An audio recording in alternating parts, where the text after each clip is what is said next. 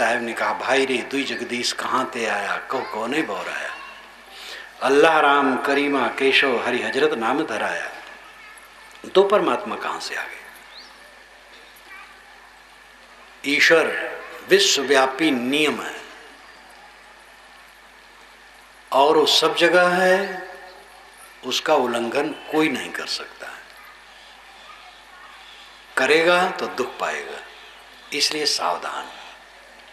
लहसुन प्याज खाएंगे दुर्गंधिक डकार आएगी, आम अमरूद खाएंगे सुगंधिक डकार आएगी। संतुलित भोजन करेंगे सुखी रहेंगे, ज़्यादा भोजन करेंगे दुखी हो जाएंगे।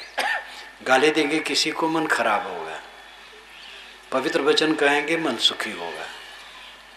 ये विश्वव्यापी नियम है। नैतिकता से लेकर के प्रकृति के अंदर सब जगह विश्वव्यापी नियम है। इस नियम को समझे, ये विश्व है। विश्वव्यापी नियम को जो समझे और निर्भ्रांत दृष्टि वाला हो, वो विष्णु भक्त है। प्रेत आपको रात में मिलते हैं, दिन में नहीं मिलते हैं। दिन में क्यों नहीं मिलते हैं?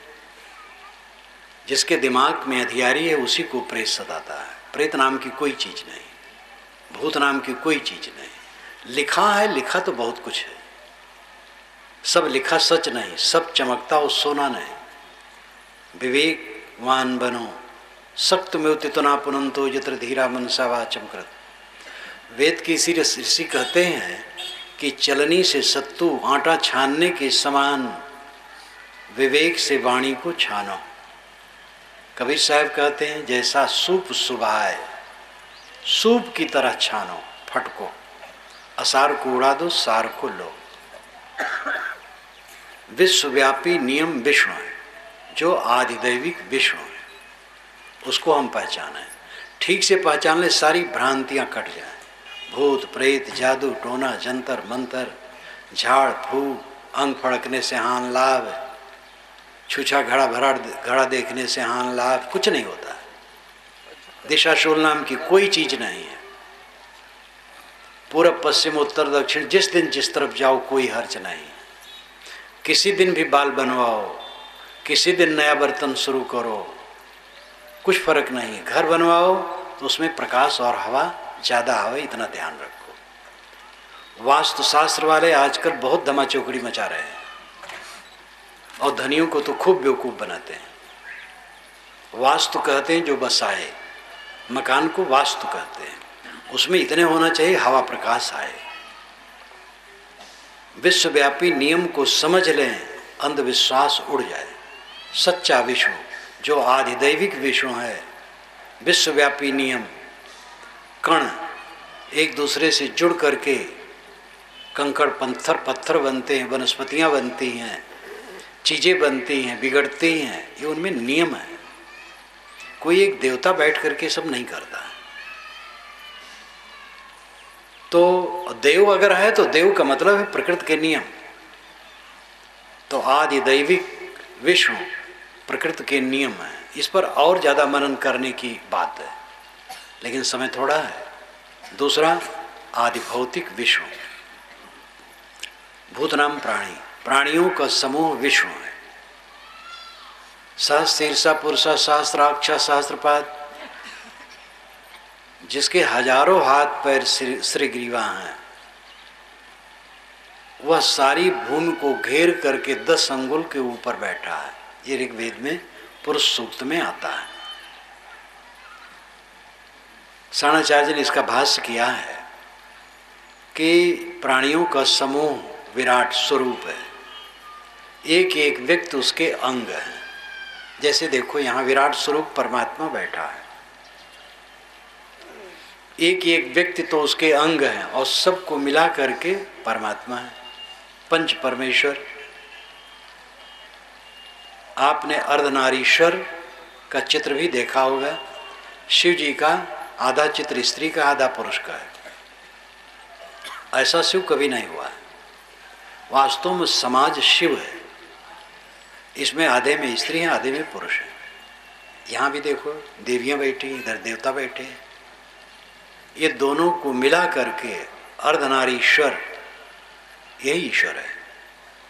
प्राणियों का समूह ये सगुण परमात्मा। सगुण विश्व है,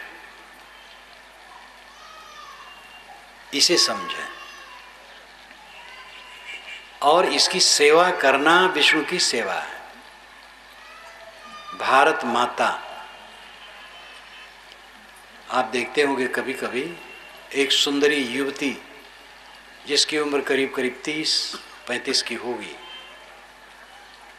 तिरंगा झंडा लिए खड़ी है, चित्र में वंदे मातरम नीचे लिखा है, वो भारत माता है। और उसी को टांग करके कोई पूजा आरती करे और कहे मैं भारत की सेवा करने वाला हूँ, भारत माता का उपासक हूँ, तो भावुक है, वो तो प्रतीक है। कश्मीर से कन्याकुमारी, पंजाब से बंगाल, फैला हुआ ये जो देश है ये भारत माता है। और इसमें बसने वाले प्राणियों के प्रति जो हमदर्द हो वो भारत का सेवक है। केवल हिंदू का नहीं, आजकल ये भी बहुत डाला जा रहा है, गैर हिंदू यहाँ से निकल जाए, गैर हिंदू 2 नंबर के हैं, ये सब कह करके देश का नुकसान होगा और कोई फायदा नहीं होगा। वेद की ऋषि क्या कहते हैं? जन्म बिभ्रति बहुधा विवाचसम नाना धर्माणम पृथ्वी यथोक्सम। अय पृथ्वी माता, जैसे मकान परिवार के सभी सदस्यों को अपने में रखता है, वैसे तुम नाना भाषा बोलने वाले और नाना संप्रदायों में चलने वालों को अपने में रखते हो। बहुधा विवाचसम, बहुत भाषा बोलने वाले, नाना धर्माणम, नाना संप्रदायों में चलने वाले लोगों को तुम अपने में रखते हो। एक बात ये भी ध्यान दे कि संप्रदाय को धर्म कहने का प्रचलन बहुत पुराना है। नाना धर्माणम वेद में कहा गया। नाना धर्म नहीं होता, धर्म एक होता है, नाना संप्रदाय होते हैं। धर्म तो एक ही है, अपने पर संयम और दूसरे के लिए शील का बर्ताव। कबीर साहब ने धर्म की व्याख्या यही की, अपने पर संयम करो और दूसरे पर शील का बर्ताव करो। और शास्त्रों में भी यही बात है। धर्म का अर्थ है स्वभाव। पानी का स्वभाव शीतल, आग का स्वभाव गर्म, आत्मा का स्वभाव ज्ञान। ज्ञान के अनुसार आचरण करना धार्मिक होना है। और ज्ञान क्या है? हमें दुख नहीं चाहिए, ये प्रथम ज्ञान है। तो दूसरे को दुख दे करके हम सुखी होंगे? स्वयं में संयम रखें, दूसरे के साथ शील का बर्ताव करें, ये धर्म है। धर्म एक है, लेकिन नाना संप्रदाय। तो ऋषि कहते हैं नाना भाषा बोलने वाले और नाना संप्रदायों में रहने वालों को, अय पृथ्वी माता, तुम अपने में रखती हो। भूमि सूक्त है अथर्ववेद में एक, मेरी जो पुस्तक है वेद क्या कहते हैं उसको पढ़िए। वेदों के बड़े गुदगुदाने वाले वचन आपको मिलेंगे। पृथ्वी माता तो सबको अपने में रखती, सांप को, हिंसक जंतुओं को, सज्जनों को, दुर्जनों को, सब में अपने में रखती, सबको अपने में रखती है। तो हमारे ऋषि कहते हैं कि नाना भाषा बोलने वाले और नाना संप्रदाय में चलने वालों को पृथ्वी माता अपने आप में रखती है। और हमारे देश के कुछ नेता कहते हैं गैर हिंदू न रहें। ये क्या कर रहे हैं? घर में आग लगा रहे हैं कि और क्या कर रहे हैं? हिंदू गैर हिंदू कुछ मतलब नहीं। इसीलिए कबीर साहब ने कहा कोई हिंदू को तुरुक कहावे एक जमीन पर रहिए। कौन हिंदू मुसलमान है? एक जमीन पर हम रहते हैं। एक दिन ऐसा आएगा ना हिंदू नाम रहेगा, ना मुसलमान, ना ईसाई, ना यहूदी, न जैन, न बौद्ध, सब गल करके चला जाएगा, समय लगेगा। जितने संप्रदाय भूमंडल पर इस समय हैं वो सब 2500 वर्षों के अंदर के हैं, इससे पुराना कोई नहीं। जैन पुराना बताते हैं, लेकिन जैनों के शास्त्र ईसा के बाद बने हैं। महावीर स्वामी के निधन के 1000 वर्ष बाद 32 आगम ग्रंथ अर्धमागधी में दक्षिणी बिहार की भाषा में बने हैं, जो ईसा के करीब करीब 300-400 वर्ष के बाद बने। ईसाइयत 2000 वर्षों से है।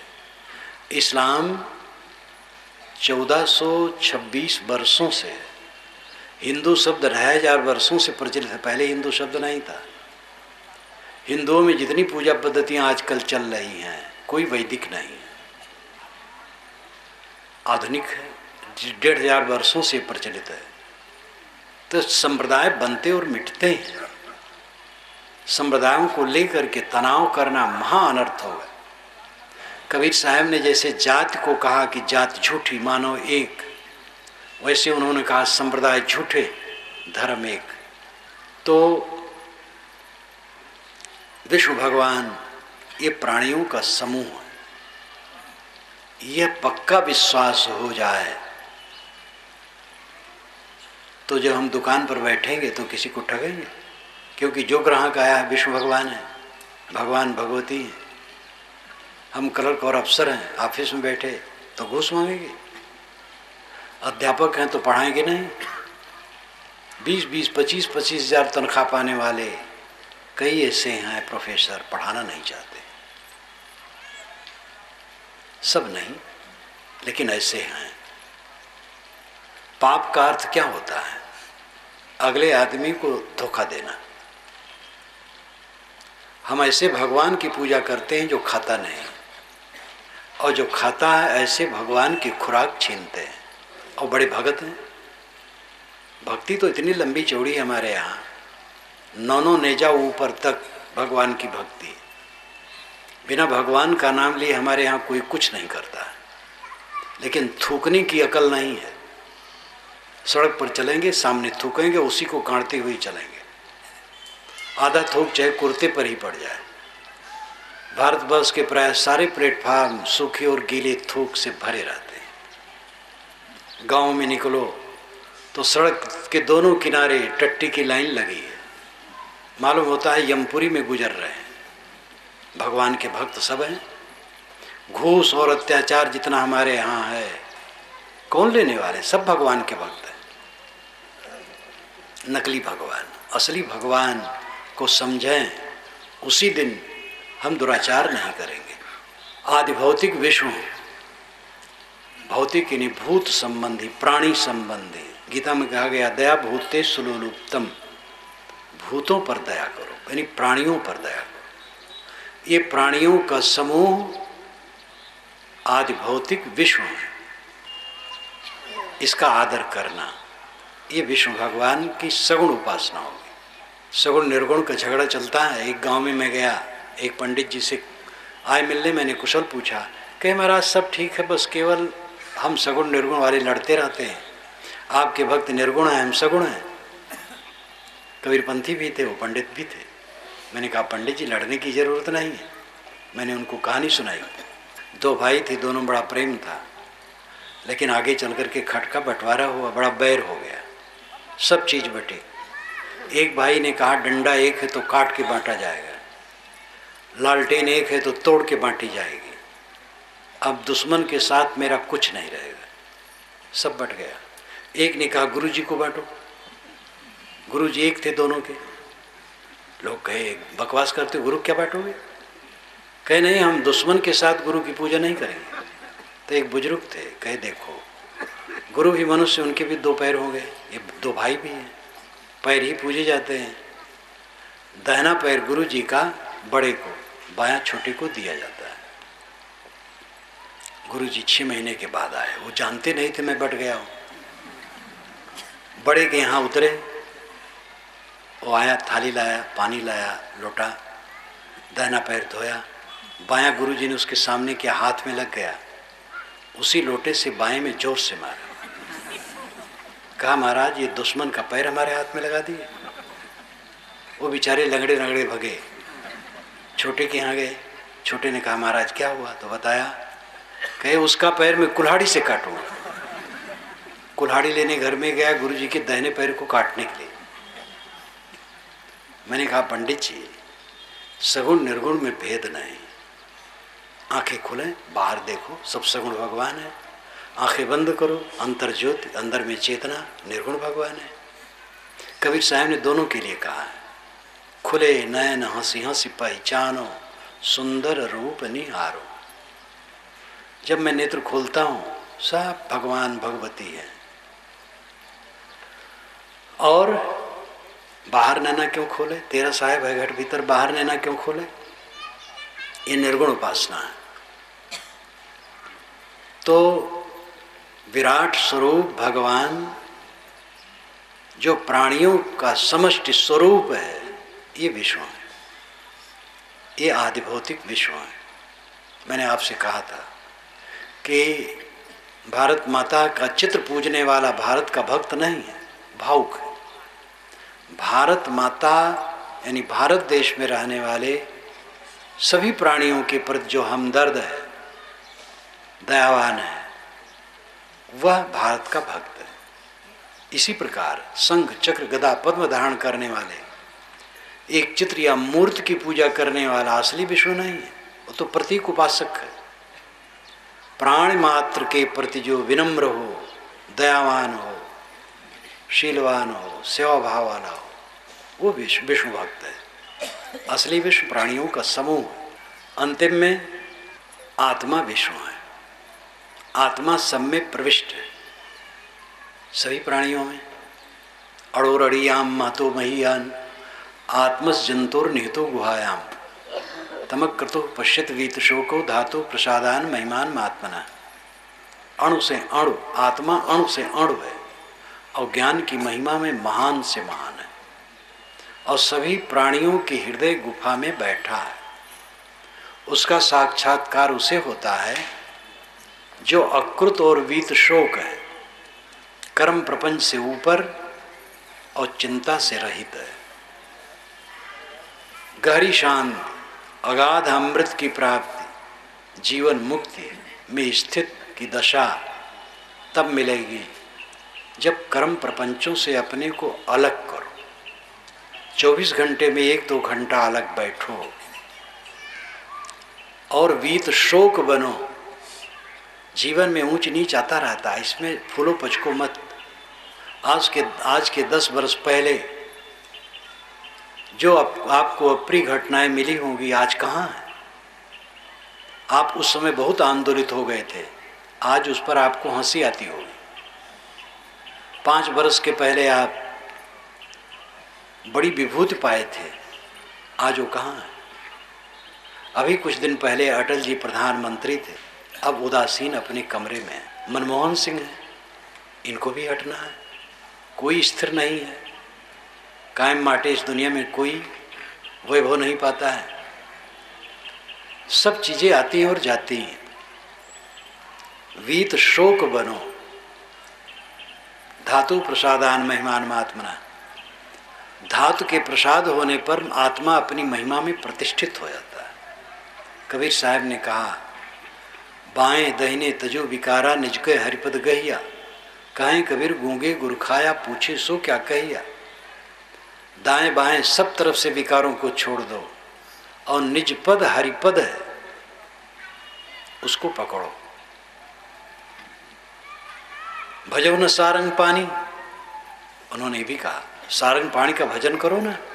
सारंग पाणी जो हाथ में धनुष रख है, सारंग धनुष पाणी हाथ, ये शब्द है। उनका सारंग पाणी चतुर्भुज विष्णु नहीं है, उनका सारंग पाणी घट घट में बैठा आत्मा है। और वेद का यही मत है, उपनिषद का यही मत है, शास्त्रों का यही मत है। पुराणों में स्थूलीकरण ज़्यादा कर दिया गया और उसी में बंटवारा हो गया। वैष्णव लोग शैव को नहीं मानते, शैव लोग वैष्णव को नहीं मानते। कट्टर राम उपासक कृष्ण उपासना से मोक्ष नहीं मानते और कट्टर कृष्ण उपासक राम उपासना से मोक्ष नहीं मानते हैं। और दूसरे तीसरे चौथे सब अपने ढंग से हैं। ये सब सगुण उपासना का रोग है।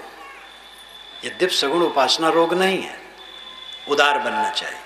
आप राम उपासक हैं तो राम की उपासना करें और सभी महापुरुषों का आदर करें।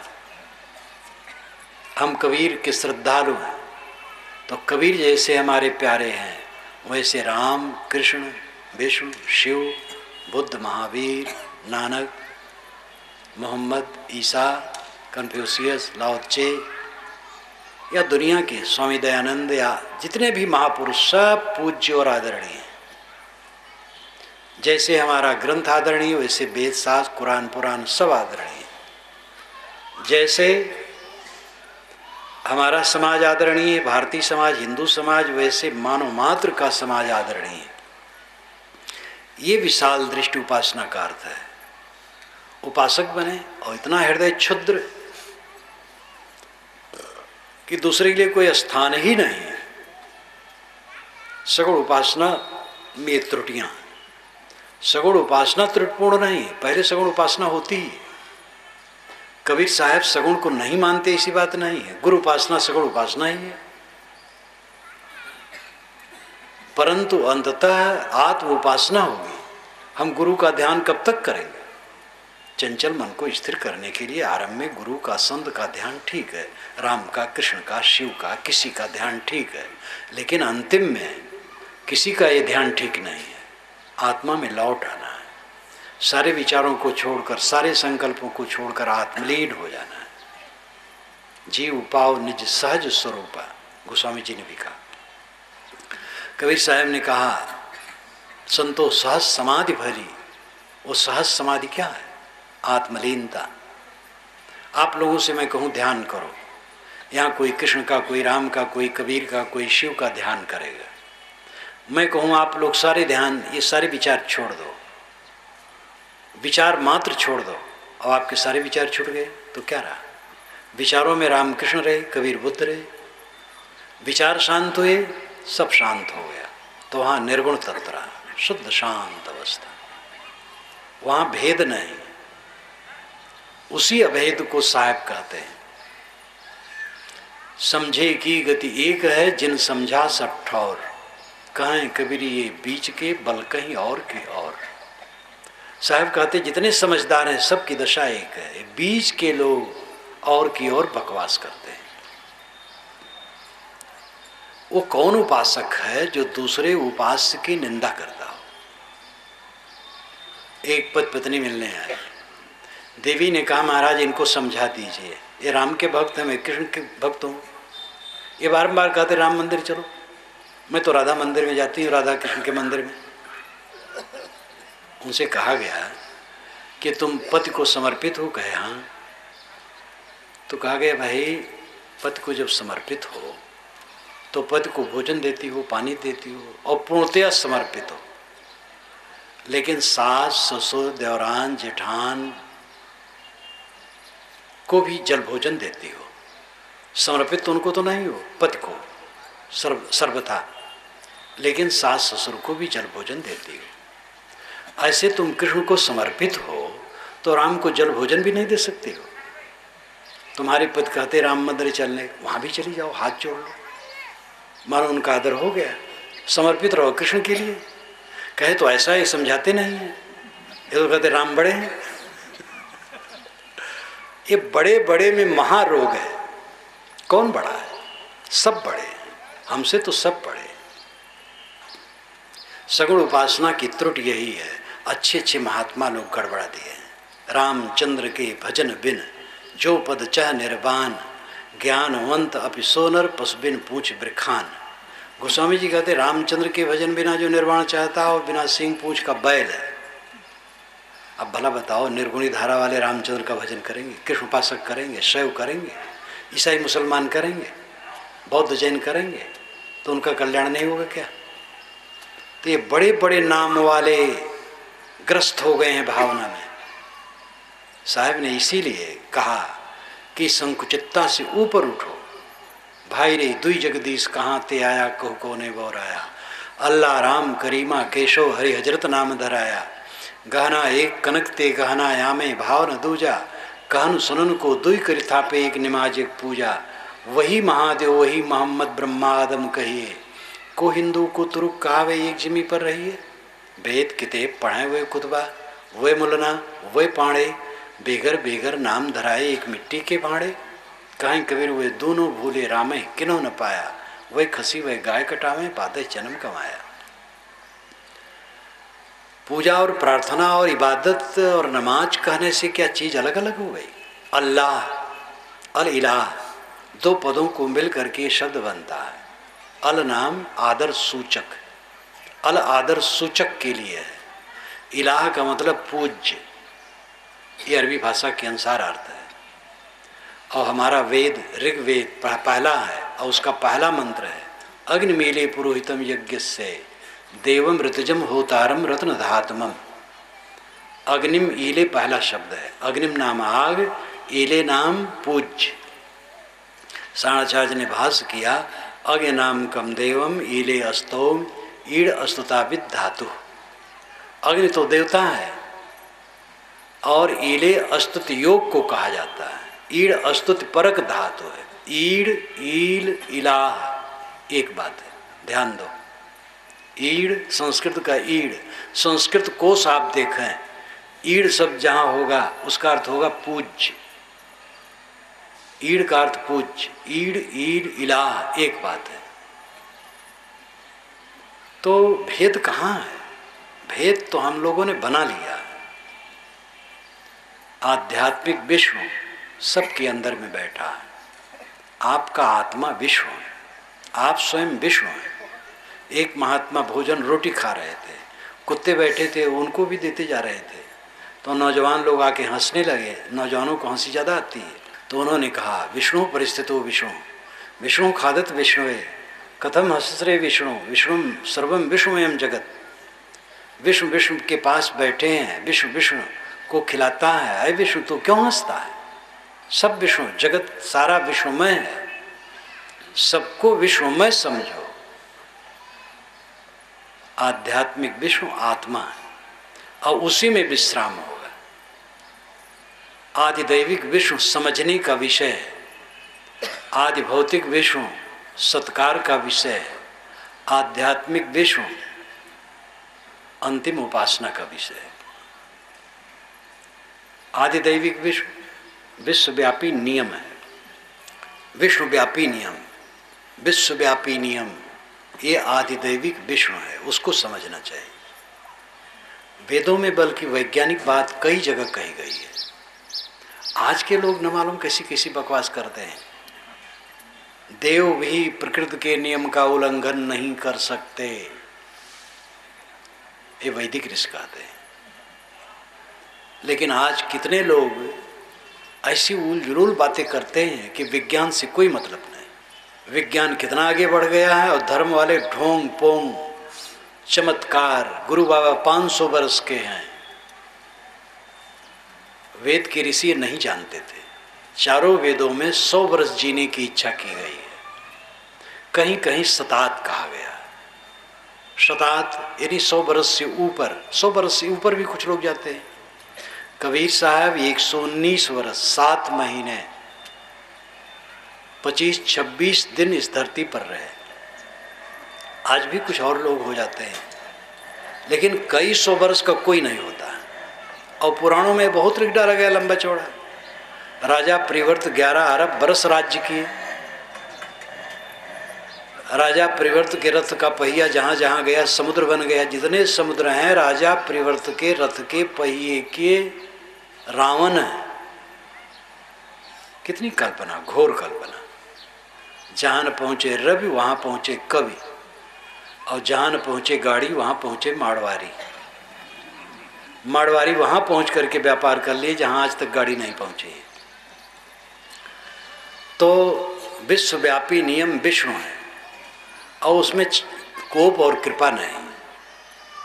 वो कंप्यूटर की तरह है, जो आप करोगे भरोगे। कोई क्षमा करने वाला नहीं। स्वयं कर्म सुधारो। क्षमा करने वाला भगवान बना करके आपने बहुत गलत किया है। खूब किताबों में लिख डाला है पंडितों ने, मौलवियों ने, महात्माओं ने। भगवान ने क्षमा कर दिया। मनमानी प्रपंच, कोई क्षमा नहीं होता। महाराज राम ने बाली को छिप के मारा, पंडितों को अच्छा नहीं लगा। उन्होंने लिखा राम ही कृष्ण हुए और जरा नाम के व्याध से मारे गए, अपना कर्म फल भोगे। श्री कृष्ण ने शिशुपाल की भुजा उखाड़ ली तो जगन्नाथ में भगवान लूले होकर के बैठे। एक वैष्णव मित्र मेरे हैं, उन्होंने जगन्नाथ की मूर्ति भी रखी है। जब मैं उनके यहाँ गया, उन्होंने कहा महाराज ये मूर्ति देख करके मुझे बड़ी करुणा लगती है, वो हाथ कटा हुआ है। तो मैंने कहा भगवान अपना कर्म फल भोग रहे हैं, आप क्या करेंगे? तो वो भी हंसने लगे, सब हंसने लगे। यहाँ पर किसी को क्षमा नहीं। पंडितों में ढोंग पोंग है, महात्माओं में ढोंग पोंग है, मौलवियों में है, पादरियों में है, ज्ञानी जी में है, भंते में है, सब जगह ढोंग पोंग है, खाली पंडितों में नहीं। और कहीं भी विवेकवान हो सकते हैं। पंडितों ने ही इन सारे देवी देवताओं को कर्मफल भोगने वाला लिखा है, तो ये न्याय की बात कही, इसलिए उनकी ये तो बात का आदर करना चाहिए। तो विष्णु, अंतिम उपासनी विष्णु जो है वो आत्मा है। जो विश्वव्यापी नियम आदिदैविक विष्णु है वो समझने की चीज है। समझ करके सारी भ्रांतियां कटेंगी, यथार्थ बोध होगा। चमत्कार नाम की कोई चीज नहीं, ये ध्यान दें। प्रकृति विरुद्ध कुछ नहीं होता है। महात्मा जी मुर्दे को जिला दिए, बिल्कुल झूठ है। महात्मा बैठे थे, उनके सामने एक पेड़ था, वहीं रोज बैठते थे। उनको बुरा लगता था सामने, उन्होंने कहा हट यहाँ से। पेड़ सर्रदे होकर के उधर गया खड़ा। बेकार की बात। पेड़ नहीं, एक धान का पौधा भी कह करके हटा नहीं सकते हैं। एक महात्मा नहीं, करोड़ महात्मा मिलकर। अगर आप क्षमा करें तो मैं कहूँगा करोड़ ईश्वर मिलकर के भी नहीं हटा सकते। आप कहेंगे वाह, ईश्वर नहीं कर सकता है। ईश्वर नियम है, नियम कहीं भी प्रकृति का उल्लंघन नहीं करता है। एक ने कहा मेरा ऊंट 1 घंटा में 60 कोस चलता है, तो कहीं चला के दिखाओ। कहीं जब उसका मन होगा तब चलेगा। तो अनुभव ही कभी नहीं होता है कि 60 कोस चलता है। ईश्वर चाहे तो सूरज पर कमल खिला दे, पूरा सूरज कमलों से भर जाए और कमल पर सूरज खिला दे, बहुत बढ़िया बात। ईश्वर से निवेदन करना चाहिए कि सूरज पर कमल न खिलाए और कमल पर सूरज न खिलाए। इस धरती से सारा दुराचार समाप्त करवा दे। नहीं करवा पा रहा है, सूरज पर कमल खिला देगा। लंबी लंबी बात, लंबी लंबी बात करके धर्म वालों ने धर्म को काफी चौपट किया। विश्वव्यापी नियम ये आदिदैविक विश्व है, इसको समझें। और प्राणियों का समूह आदि भौतिक विश्व है, प्राणी संबंधी विश्व है। इनके साथ रहमदिली का व्यवहार कर, जाति भेद संप्रदाय भेद से ऊपर उठे। मैं ऊंचा हूं, आप नीचे हैं, क्यों? विष्णु का इतना उदात्त रूप वेद में, विष्णु पुराण में लिखा गया। आपको मैं एक श्लोक सुनाऊं, विष्णु के मुख से कहलाया गया। घनंतम शपंतम परुषम वदंतम यो ब्राह्मणम न प्रणयेद यथारहम सा पापकृत ब्रह्म दवाग्नि दग्धौ दंडश्च वधस्य दंडश्च न चास्मदीया। घ्नन्तम शपंतम परुषम वदंतम यो ब्राह्मणम न प्रणयेद यथारहम सा पापकृत ब्रह्म दवाग्नि दग्धौ वध्यस्य दंडश्च न चास्मदीया। ब्राह्मण मारता हो, घ्नन्तम मारता हो, शपंतम शाप देता हो, परुषम वदंतम कठोर वचन कहता हो, गाली देता हो। यो ब्राह्मणम न प्रणयेद यथारहम, यथारहम यथा योग्य, उस ब्राह्मण की जो पूजा नहीं करता है, सत्कार नहीं करता है, सा पापकृत ब्रह्म दवाग्नि दग्धौ, वो ब्रह्म दावाग्नि से विदग्ध है, पापी। बध्यश्च वध करने योग्य, दंडश्च दंड देने योग्य, न च अस्मदीय, वो मेरा नहीं, न च अस्मदीय, वो मेरा नहीं। ये विष्णु के मुख से कहलाया गया। ऐसा विष्णु कभी नहीं कह सकता। विष्णु कोई व्यक्ति है भी नहीं। हम अपने अपने इष्टों के मुंह में डाल डाल करके जो निकलवाए हैं, अनर्थ किए हैं। राम, कृष्ण, बुद्ध, महावीर, कबीर, नानक या और भी दुनिया के इतने पुरुष हैं, जो वचन कभी नहीं कह सकते, उनके भक्तों ने उनके मुख से कहलवा लिया और कहलवा करके समाज में एक दिग्भ्रम पैदा किया। अब सोचिए आप, विष्णु ऐसा कहता है कि जो मारते हुए, गाली देते हुए, कटवचन कहते हुए ब्राह्मण की भी पूजा नहीं करता है, वो मार डालने योग्य और दंड देने योग्य है उसको। वो मेरा नहीं, विष्णु भगवान का तो मेरा नहीं है। मेरा तो वह है कि ब्राह्मण चाहे जैसे करे उसकी पूजा करो। गोस्वामी जी ने यहीं से अनुवाद किया है। वेद में ऐसा नहीं है, विष्णु ऐसा नहीं करता है, पुराण में आया। वाल्मीकि रामायण में विराधवत जहाँ है, राम ऐसा नहीं कहते हैं। गोस्वामी जी के मन में था तो वहाँ टाँक दिया, राम के मुख से कहलवा दिया। विष्णु पुराण के लेखक ने विष्णु के मुख से कहलवाया था, तो गोस्वामी जी ने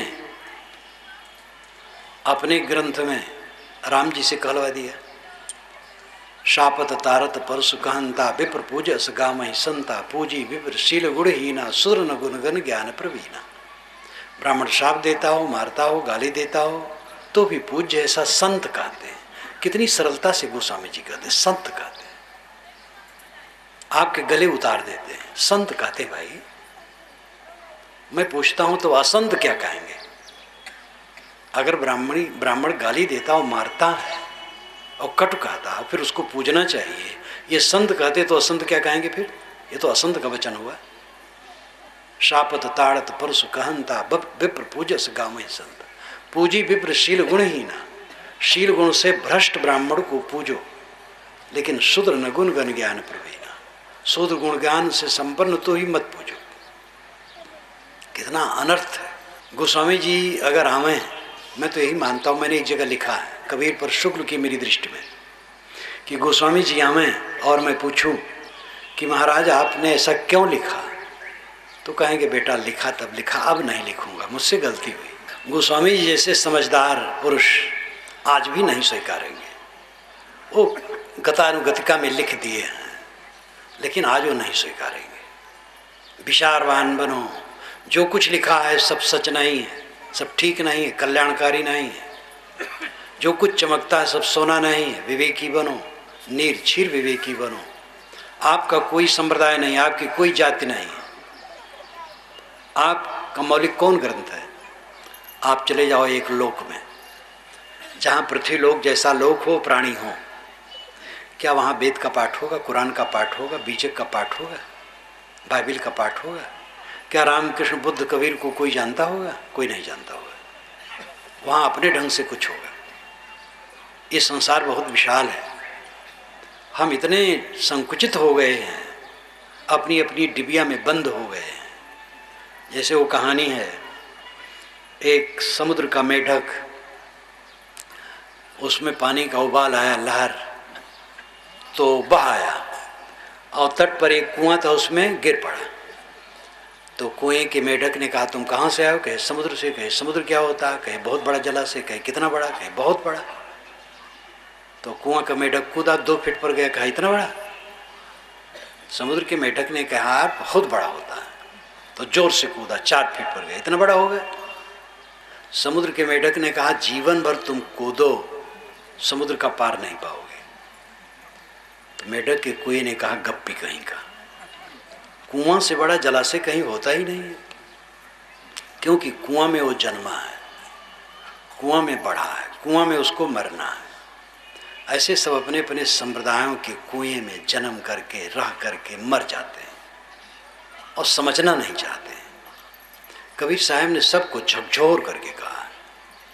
पूरा बीचक आप देखो, कहीं संप्रदाय की बात नहीं, कबीर पंथ शब्द नहीं, कोई नियमावली नहीं, सत्य का निर्णय है, मानव मात्र के लिए धारदार निर्णय। धर्म के क्षेत्र में कबीर वैज्ञानिक पुरुष हैं। उनकी वाणी का जितना मनन चिंतन किया जाएगा, समाज में हर क्षेत्र में एकता और समता की बात आएगी। गीता प्रेस के राम सुखदास जी महाराज सनातन धर्मी संत, उन्होंने कहा संतों में कबीर चक्रवर्ती संत हो गए। अपनी पुस्तक में उन्होंने लिखा, एक ने नहीं लिखा, सब जानते हैं, सब मानते हैं। कबीर ऐसे पुरुष हैं जिनके निधन पर हिंदू मुसलमान दोनों अंत्येष्टि संस्कार करना चाहे, वह सबको एक सूत्र में बांधते हैं। तो मैं जो आपसे कह रहा था, विष्णु कौन और वैष्णव कौन? आदिदैविक विष्णु विश्वव्यापी नियम है प्रकृति का।